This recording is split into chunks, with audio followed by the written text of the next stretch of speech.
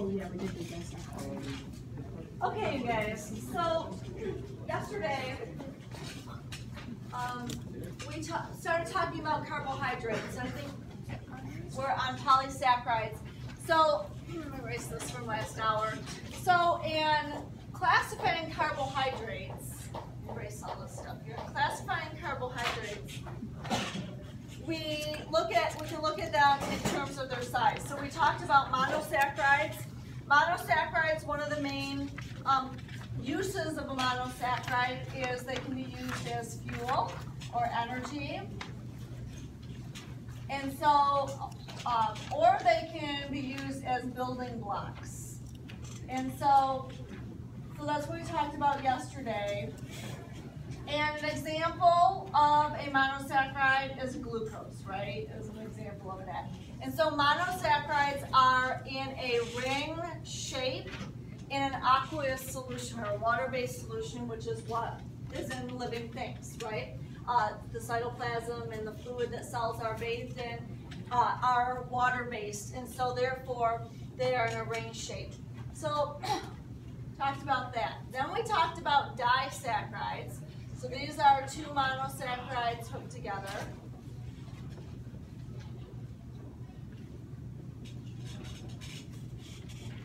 And so an example we talked about yesterday is sucrose, our common table sugar. Sucrose is made from two monosaccharides, glucose and fructose. And so when we hook those together,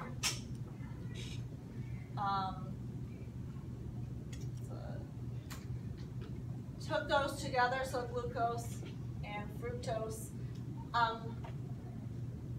one water molecule is lost. Remember we talked about that. And so therefore glucose that has the formula of what? C6H12O6. All right, what is not just double this, that when you lose a water molecule, that the number of hydrogens go down by 2 and oxygen goes down by 1 because you're losing 2 hydrogens in the oxygen. So we talked yesterday about how this glucose and fructose are the same formula. They're both C6H12O6. They're put together differently. So if they have the same formula and are put together differently, what are they? Isomers. They are isomers of one another, absolutely. And so we have C12H22O11. All right, so that's your disaccharides. So now we're on our polysaccharides. So polysaccharides, we're going to see in just a second here that we can categorize polysaccharides into 2 separate categories based upon their function. So we're going to look at storage polysaccharides first, and then we'll look at structural polysaccharides. So I want to kind of give you kind of the big picture as far as how all of these things relate to one another. So storage polysaccharides, that's where we're going to start today. So polysaccharides in general, so let's go to our notes here.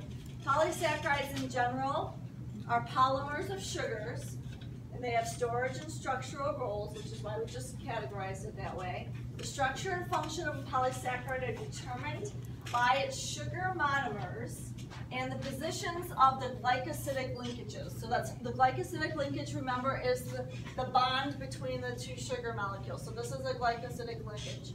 And so polysaccharides are long chains of monosaccharides. So therefore the monomer of a polysaccharide is a monosaccharide, for example, glucose. So let's look at the storage ones. Starch is the first one. It's a storage polysaccharide of plants and consists of entirely of glucose monomers. So it's long chains of glucose. And plants store surplus starch as granules within chloroplasts and other plastids. And so what starch looks like. So this says starch, a plant polysaccharide. So this is a picture of an organelle called the chloroplast. And these are granules of starch. Did I go too fast? Do I need to go back? Are we good? Go back? You're good. I'm going to go back. Some people need to go back.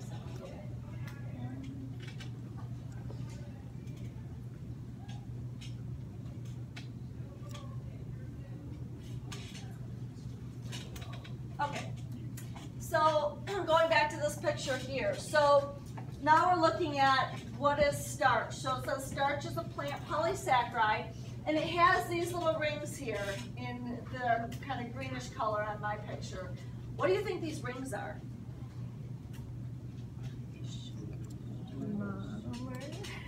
Think about what we just talked about, what starch is. It's a chain of glucose molecules. The monomers, glucose, they're chains of glucose. So each one of these little rings is a glucose hooked to another glucose and so on and so forth. And it forms this helical coiled structure. And these two, these names, amylose and amylopectin, these are just examples of types of starches. And so these are both just starches. This is a little, notice here it's a little bit more complex. It has a branching and so on. So that's your plant polysaccharide is starch. And so let's talk about why they're storing starch and so on. So plants, how do they get their glucose, plants? Photosynthesis. So this is the importance of the chloroplast. So I'm going to do a little drawing here. So if my board is the plant cell, and so we have an organelle here. This is your chloroplast. And photosynthesis occurs in the chloroplast, right? Photosynthesis occurs. Photosynthesis makes glucose. So the plant's in the sunlight doing photosynthesis, and it's making a bunch of glucose molecules. Now, what do we say glucose is used for? It can be used as energy or building blocks. So some of that glucose that's made from the plant, by the plant, is going to be used for energy. And how do we get energy out of glucose? We break it down in a process called cellular respiration. That does not occur in the chloroplast. Cellular respiration occurs in another organelle. Do you know? The mitochondria. So I'm going to draw here. Here's the mitochondria. Let's put mito for mitochondria. And so what happens is some of that glucose leaves the chloroplast and will now go to the mitochondria. The mitochondria breaks the glucose down, so the breaks down the glucose, and what that does is provide energy to grow and so on for the plant.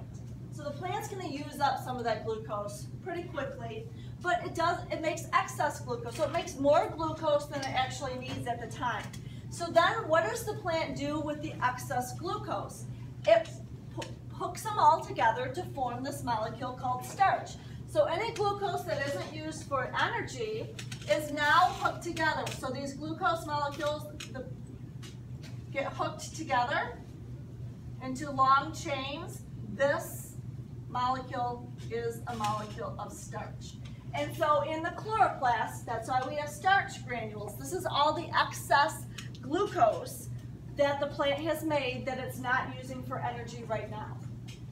So why do we call starch a storage polysaccharide? What is it storing? It's storing glucose. And what is glucose used for? Eventually it's going to be used for energy. And so what it's doing is storing these glucoses for a while until they need them.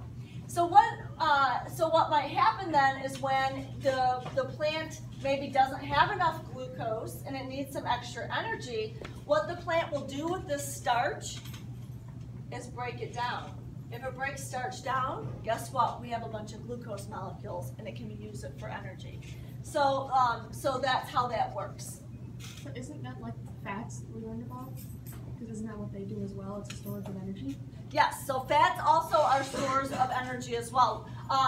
And so, like in us, when we get fats in our diet, we store fat in adipose cells in our body, and then we also store, we're going to say we also store glucose. Both of those can be used for energy. All right. So the starch is kind of like fat for animals? No. Well, I mean, it's like the fat for animals is similar to starch for plants. Yeah, I don't want to call it fat for animals because it's not fat at all. It has similar a use that they can be used for energy, all right? But plants, what we're going to learn when we learn this here, that fat can actually be inputted into this process of cellular respiration as well. Glucose is the only thing that can be used. So there are two separate things that can be used for energy ultimately. So the ultimate end product is energy, but just they're not the same type of molecule. All right, so they're similar in that of their function, I guess. All right. And so, so they break that down. So an example, let me use an example like bulbs, like tulip bulbs that bloom in the spring. So in the spring, the bulbs come up, the flowers come up, as the leaves, you get the tulips. And then the tulips die, but the greens still stay there. And what you're supposed to do is leave the leaves so that they can do photosynthesis. What this plant is doing is, it doesn't have a flower, it just has the leaves. It's doing photosynthesis, making a bunch of glucose molecules. It's storing those glucose molecules as starch inside the bulb underneath the ground. So you get a bunch of glucose put together to make starch in the bulb. Then what happens is the leaves eventually die. We go through the fall, we go through the winter, and the bulbs are insulated underneath the ground. Here comes the spring, the temperature starts getting warmer, and what happens is that bulb, now a new plant starts to grow. That takes energy. Where does the energy go? Well, this plant is growing underneath the ground. It's not doing photosynthesis to get energy. So where's the energy coming from? It's coming from that storehouse of starch that was in the bulb that it made last year.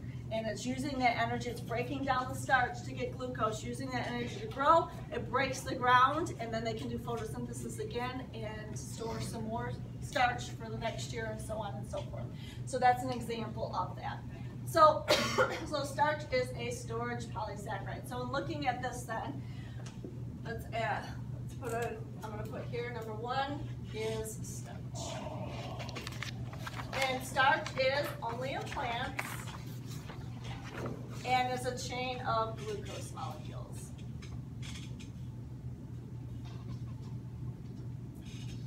Okay, so let's look at the storage polysaccharide in animals. Glycogen is the storage polysaccharide in animals. Humans and other vertebrates store glycogen mainly in liver and muscle cells. So for us, we do things a little bit differently. We're not making our own glucose, right? We have to eat something to get our glucose. So let's say we eat a plant-based material. So let's say we're eating starch. Let's say you have some bread which contains some starch that was originally part of a plant. And so what you have is you're eating starch. So the starch is a chain of glucose molecules. And the starch goes through your digestive system. What does your digestive system contain? They contain proteins called enzymes that speed up chemical reactions. Well, there are specific enzymes that speed up the reaction of breaking the bonds between the glucose molecules by adding water. So therefore we add water, and enzymes help to do this. And so in our digestive system, we break these bonds between the glucose molecules and the starch. So instead now, we have, instead of one large starch molecule, we might have 1,000 individual glucose molecules. So then, that's in our digestive system. So we want all the cells of our body, the cells on the top of our head, on our big toe, and so on, to get the glucose. How does glucose get from your digestive system to those cells? Your bloodstream. Your bloodstream takes it to all the rest of your body. So here we have, if this is, let's say, an artery, this is your bloodstream. And so what happens is this glucose now enters your blood, and highway system all of your body, and takes this glucose to the cells of your body. So here's a random cell in your body. Glucose leaves the bloodstream and now enters your cells. And guess what? We go through cellular respiration, we break it down, and we get energy. But sometimes we have too much glucose and we don't need it all for energy. So at that point, if we have too much glucose, it enters, this could be, let's say, your liver cell. This can be your liver or muscle cells. That glucose enters the liver cell, and instead of being used for energy right away, our liver cells hook the glucoses together and make glycogen. And glycogen stays in our liver cells, so we get these long chains of glucoses. And that's our reserves for energy. So what happens is let's say you don't eat for a while. So you're starting to get hungry, all right, and your blood glucose level, all the time, our blood glucose level needs to be within a certain range, all right, in terms of concentration. So if you haven't eaten for a while, what's going to happen is your cells are going to start taking out more glucose, and then that's going to trigger your liver cells to say, uh-oh, we need more glucose in our blood because we're not eating, we're not getting a source of glucose through our diet, and our cells need energy, so they're taking the glucose from the blood. We need to replenish that. And so then the glycogen, we have hormones that trigger the glycogen to break down into glucose molecules. And so if we break down the glycogen, the glucose can now enter the blood and then go to your cells for energy. So it's like a storage of glucose when we need it. All right, these glycogen reserves. And so that's in your liver and your muscle cells. Your question? What happens when those storages are depleted? Right. So if your storages get depleted of your glycogen, your body will start to use other things like your fat. So triglycerides, we talked about triglycerides, those hydrocarbon chains. I know you weren't here, but I don't think. But they have long hydrocarbon chains. They have a lot of energy in them, and we store those in special cells called adipose cells. So your body will start to break those down for energy. There's a lot of energy in that.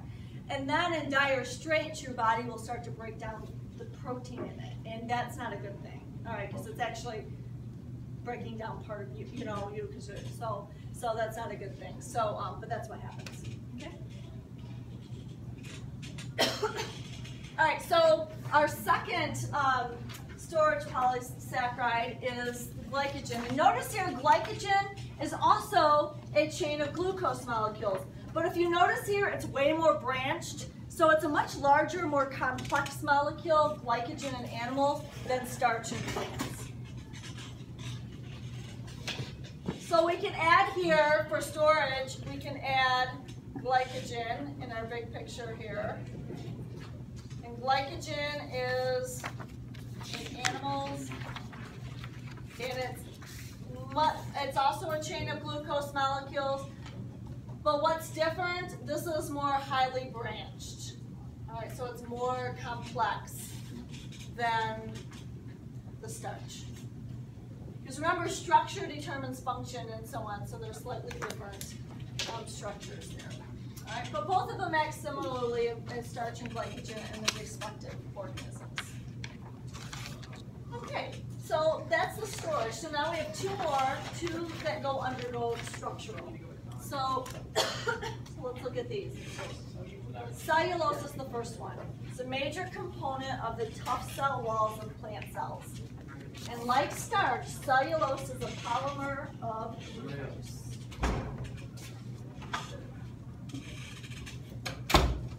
But what differs between them is the glycosidic linkages. Remember, glycosidic linkage is the bond between two monosaccharides. And then the difference is based upon two ring forms, the alpha and the beta of glucose. Well, I'll show you here. So what we're talking about here is structural. So the storage polysaccharide is starch in plants. Now we have a structural polysaccharide, cellulose, also in plants, and also a chain of glucose molecules.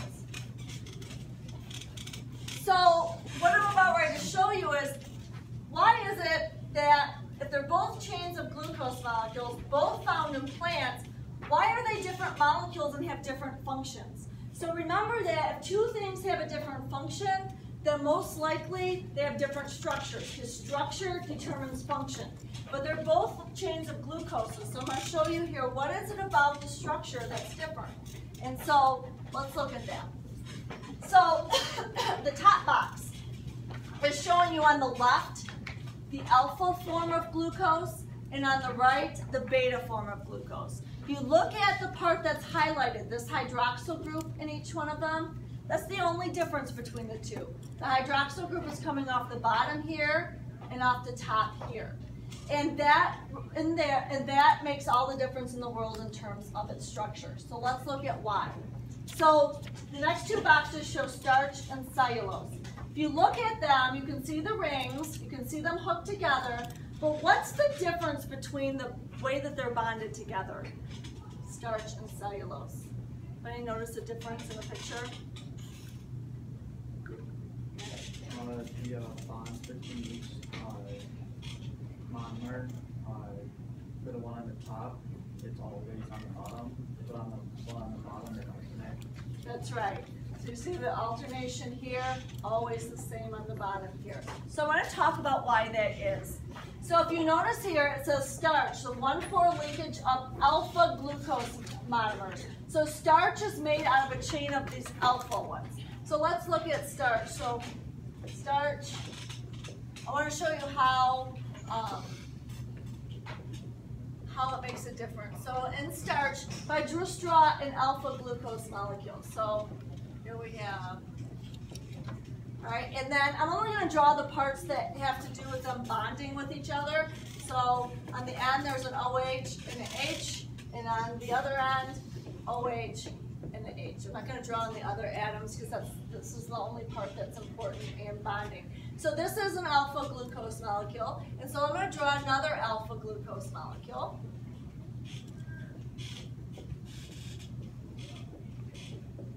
Okay, so this is the second one. So now they're next to each other. So how do we make two molecules come together? One loses an OH, one loses an H, right? And so notice here, the hydroxyl group. Tim, where are you going?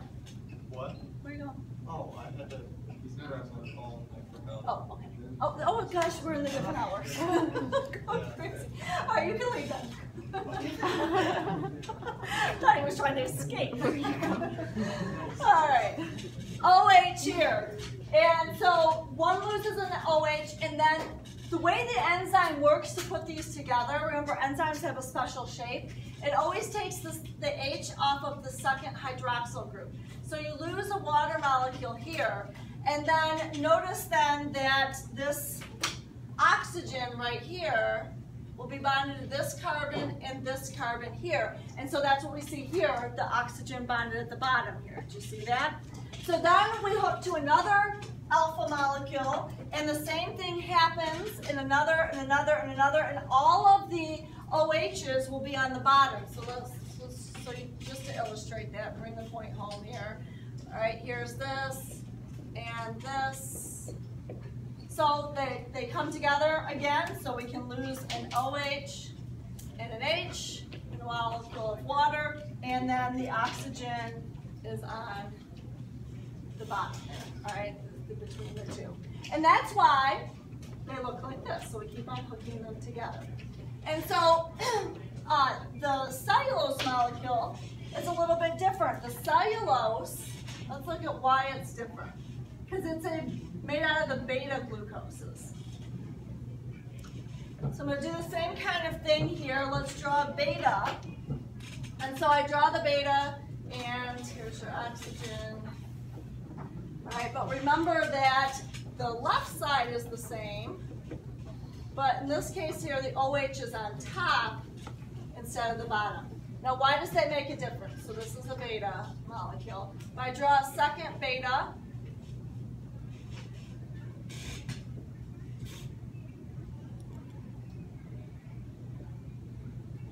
all right, notice here, the two hydroxyl groups aren't together, all right? They're at opposite, all right? So they have to be together for the enzyme to work to take off the water molecule. So they can't bond like this. All right, this is the beta. They can't bond like this. So how could I change the second molecule, its orientation, so that the hydroxyl groups do butt up together? Just flip it over.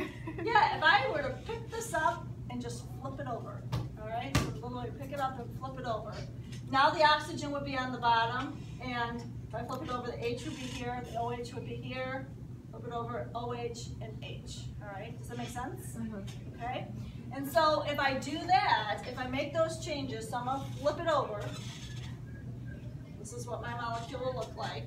So my oxygen is no longer up here, it's down here, and then I've flipped it, it's like flipping this one over. So my OH is going to be up here now, my H, OH, and H. See how this is exactly upside down from this. So what that does is allow then my OHs to come together, and I can lose an OH and an H in a molecule of water. And now my oxygen, this oxygen right here, binds here and here, and notice here it's going up like that, all right? And notice here the CH2OH here is down at the bottom because they flipped this upside down, all right, just like I did here. So now why isn't this one flipped upside down? Why does this one look the same as this one? So if you look at that, I draw that, so if I draw another beta right side up, the hydroxyl group is on the bottom, H is on the top, H here, H. I don't have to flip this upside down because they're next to each other, the OHs, all right? And so then these guys come off, and a molecule of water, and the oxygen is bonded here and here, and that's why it's coming down here. All right, but then the next one will have to flip up so that they're together, and so on and so forth. All right, so that little change, this little change of this, where this hydroxyl group is, changes how the molecules bond together, and it changes the structure. So that's why starch and cellulose, while both chains of glucose have a different structure, then a different, and therefore a different function. All right, so that's the reasoning for that. So we can add to this starch when it's a chain of glucose. We can say, or specifically, it's alpha glucoses, and here for plants, it's beta glucoses. That changes the structure, which is then changes the function. One is structural, one is storage. Question? They wouldn't be isomers of each other, would they? For what would be? The starch and cellulose, because they technically all have the same molecules, they're just arranged differently? Yeah, well, if they, starch and cellulose, they would have to have the same number of glucose molecules, but then yes, they would be, yeah. Does that make sense? Like if you have one that's 100, one that's 200, they wouldn't be ice, you know what I mean? But yes, otherwise it's the exact same formula they have. All right, absolutely. Okay. Okay, so polymers with alpha glucose are helical, so they're coiled, and polymers with beta glucose are straight. In straight structures, hydrogen atoms on one strand can bond with hydroxyl groups on other strands, and this allows the molecules to bond together. Cellulose molecules held together this way form microfibrils, which is the strong building blocks of a cell wall. So for the structural component here, when we talk about cellulose being in the cell wall of plants, so the cell wall of plants is a very strong, because of the cellulose, and animal cells don't have a cell wall, plant cells do, and the cell wall of the plant cells help to give it its support and shape and structure. So if you think about the stem of a rose, let's say, plants don't have bones to help give it structure. So the cell walls of the cells that make it up give it structure. So if you were to look at the actual stem of a plant, it would have a bunch of plant cells with these tough cell walls that help to give that plant structure. And so why is it that cellulose is so tough and can give plants structure? And so that's what the next picture looks like, is about. Before I go over that though, I want you to, behind these two bullets here, I think you have to go back to the previous page. Polymers with alpha glucose are helical. So I want you to put in parentheses, what molecule is that talking about? What's the polymer of alpha glucoses that are helical that we talked about? And then which ones are, for the next bullet, in parentheses behind that, what's the polymer that we talked about that is made out of beta glucoses that then would be straight?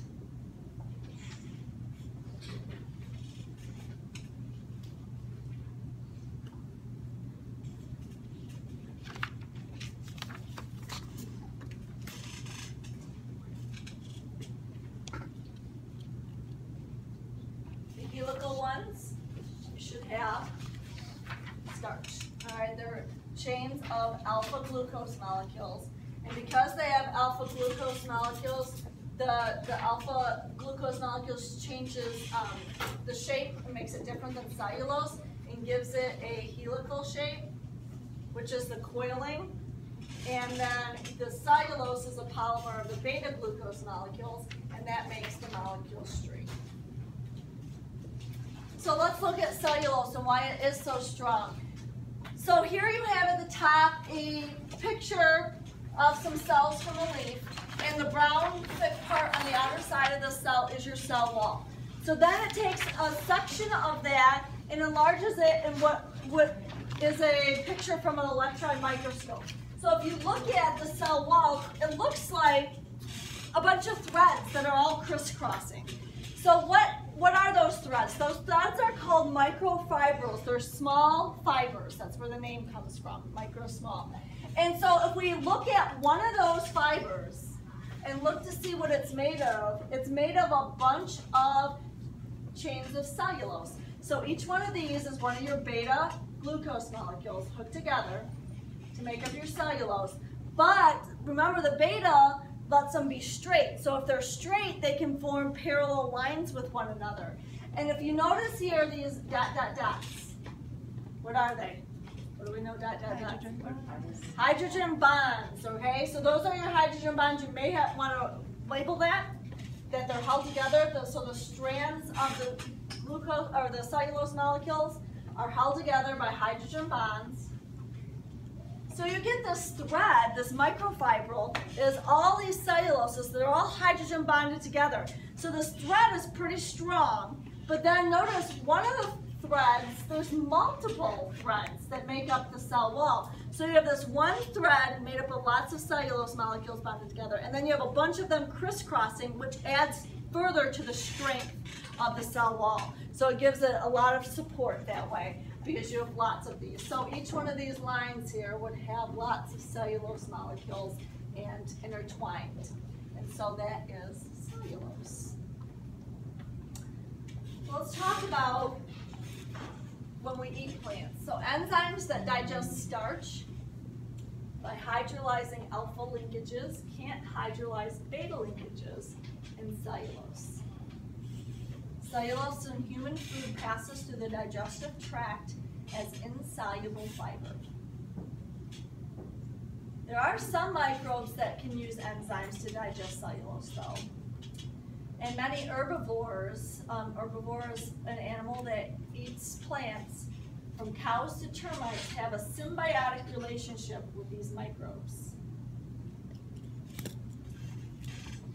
So let's talk about this. So enzymes that digest starch by hydrolyzing alpha linkages. Hydrolyzing means breaking down. That word comes from the word hydrolysis, adding water to break it down. So hydrolyzing alpha linkages. So when we eat starch,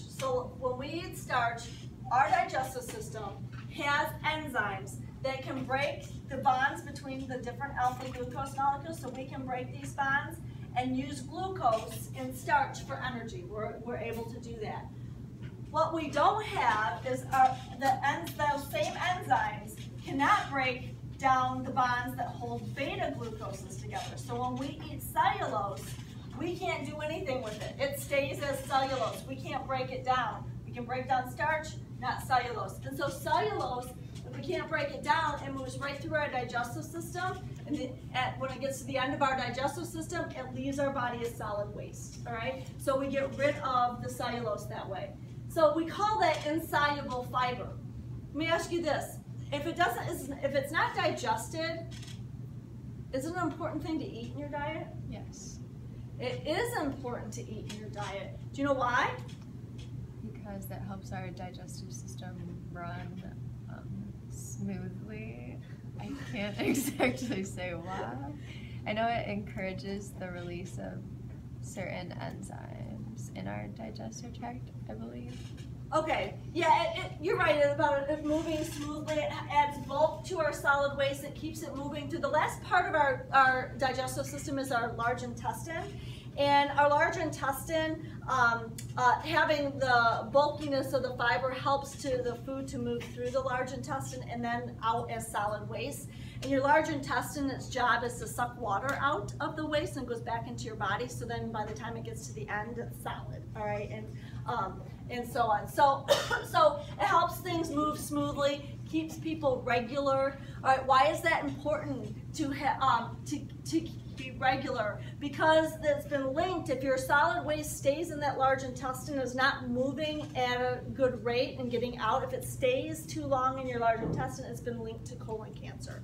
All right, and so it can be a problem. And so keeping food moving through is important. So the fiber, which consists of cellulose, even though we can't digest it, we're not getting energy from it or anything like that, can still be important in our diet.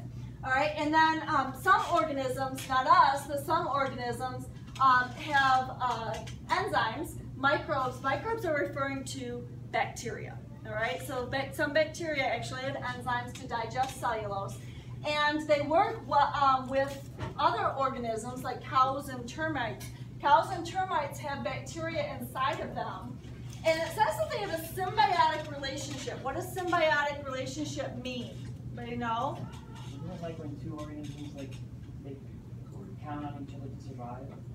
Okay, yeah, they count on each other to survive. They're both benefiting from their relationship with one another. So inside the cow, they have these microbes, these bacteria. The bacteria is a nice warm place to live. The cow is feeding it and so on. And then the cow is benefiting it because the microbes, when it digests the cellulose, it gives some of that glucose to the cow, and the cow can get energy from it as well. So it's kind of a symbiotic, both benefiting from that.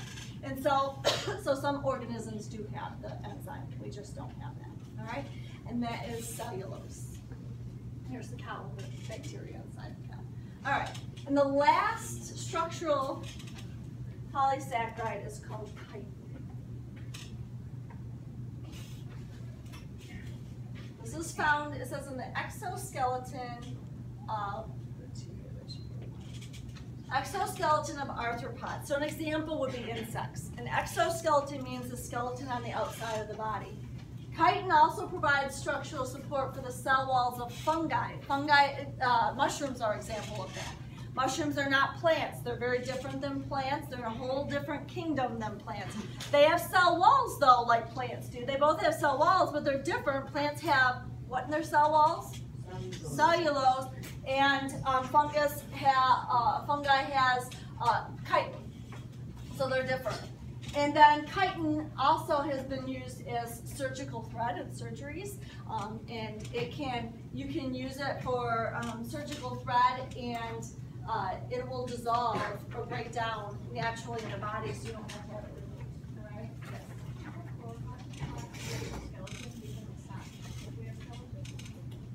How what? No, because the chloroplast is an organelle in a cell that makes up a larger organ.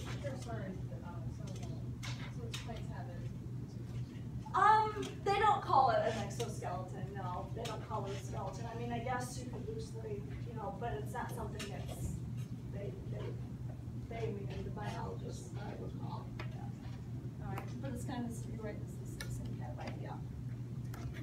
All right, so here's a picture of chitin. Chitin looks a little bit different.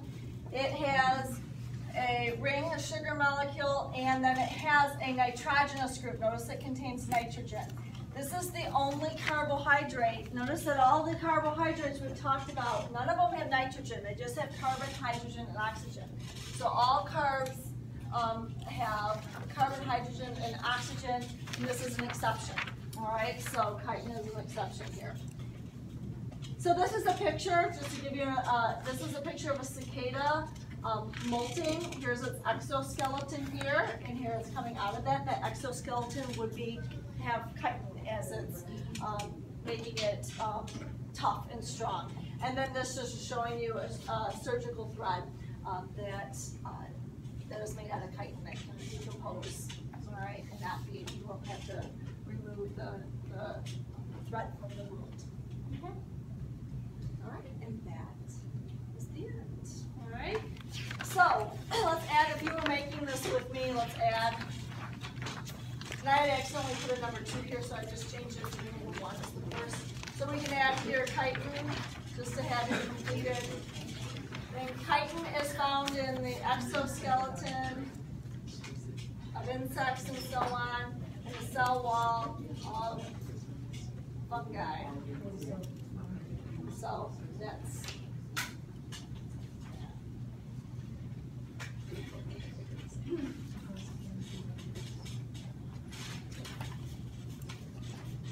Did you guys? alrighty. Are we finished? We have one class of macromolecules left. What are they? Nucleic acid. Nucleic acid. That's the very end. All right. So go ahead and go to the very end.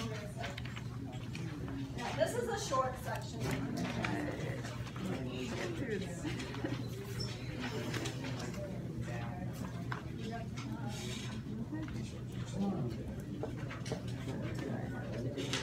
homework? No, we're just studying. That's right underneath the part you crossed off.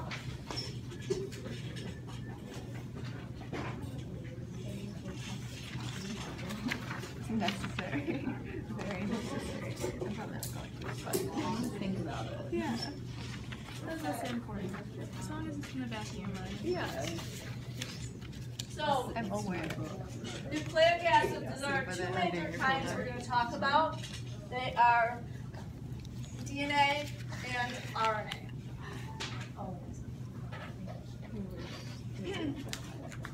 So we're going to tie this into what we talked about with proteins. So remember with proteins, we talked about the amino acid sequence, the order of the amino acids, which is the primary structure, is programmed by DNA. And the unit of DNA that is programmed by a unit of inheritance called a gene. Genes are made out of DNA, and DNA is one type of nucleic acid. So if this is your DNA, let me just go through what this means. So this is a strand of DNA, and DNA, sections of the DNA are called genes. So let's say this is gene 1, and then let's say right here is gene 2, and right here is gene 3. And I skipped this part of the DNA on purpose because we'll learn later that not all of the DNA is comprised of genes. Okay, so what do genes do? They contain instructions to put together the amino acids to make a polypeptide. So gene 1 has the instructions to make polypeptide 1. And then gene 2 has the instructions to make a different polypeptide, which means the order of amino acids will be different, so therefore it's a different polypeptide chain. And same thing with the gene 3. So we get the picture there. Why is it that I write polypeptide? Why wouldn't I write protein here? Why wouldn't I say gene 1 makes protein 1? It has to do with thinking about how proteins are made. So think about the level of structure. Remember we talked about primary, secondary, tertiary, quaternary. So why is it that I wouldn't write protein here? Do you have an idea, Maria? Because proteins are made of multiple polypeptide chains that are bonded together and curled around each other. Yeah, that's exactly right. Not all proteins are just one polypeptide chain. A lot of proteins have that quaternary structure where we need multiple polypeptide chains. So it could be, to get your finished protein, that we need all 3 of these chains to come together, and that would be our protein. Does that make sense? And so that would show the quaternary structure. Some proteins are done and are only one polypeptide chain long, but a lot of proteins exhibit that quaternary structure. So that's why that is. So genes contain instructions to make polypeptides, and then polypeptides are used to make proteins. So let's look at next the roles of nucleic acids. So 2 types of nucleic acids: deoxyribonucleic acid, otherwise known as DNA, and ribonucleic acid, otherwise known as RNA. So DNA provides direction for its own replication. DNA directs synthesis or making of messenger RNA, otherwise known as mRNA, and through mRNA controls protein synthesis, the making of proteins. And this occurs at the ribosome. in the cell.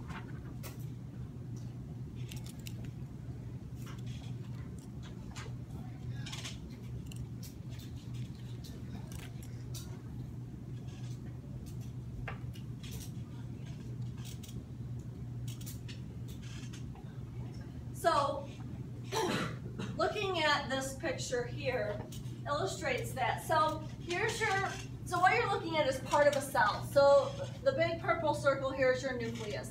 Your nucleus is separated from the cytoplasm by a membrane that has pores that only certain things can move through.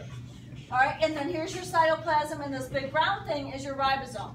So when we talk about a gene, genes are what contain instructions to make your polypeptide. So the instructions are over here as part of your DNA. A gene is part of your DNA. And then the polypeptide, the chain of amino acids, is made out here in the ribosome.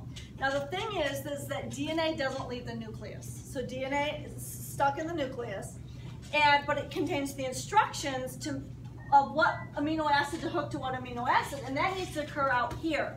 So in comes the role of your messenger RNA. Your messenger RNA literally is called that because it's a messenger. It's going to take the instructions encoded in the DNA, and mRNA takes these copied instructions, and mRNA, look at here, it can move through the pores in the nucleus and go to the ribosome. And so then this copied instructions that came from the DNA can be used and kind of quote unquote read to hook one amino acid to the next, and so on and so forth, so you're making the right polypeptide chain.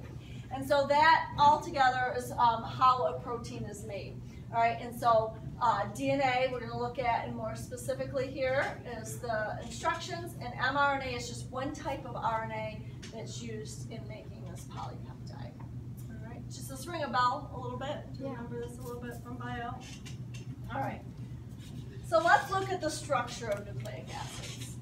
These guys are polymers, which means that they are made up of monomers as well. So they're polymers called polynucleotides. Each polynucleotide is made of monomers called nucleotides. Each nucleotide consists of a nitrogenous base, a pentose sugar, and a phosphate group. The portion of a nucleotide without the phosphate group is called a nucleoside.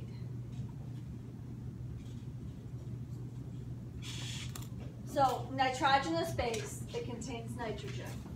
A pentose sugar, pentose, what does that mean? 5 what? 5 carbons as part of the sugar, and a phosphate group. So let's look at this picture here. So here, let's look at the construction of a nucleotide first. So the 3 parts of a nucleotide: phosphate group, pentose sugar, nitrogenous base, and we're going to run out of time, aren't we? All right, I'll talk about this tomorrow.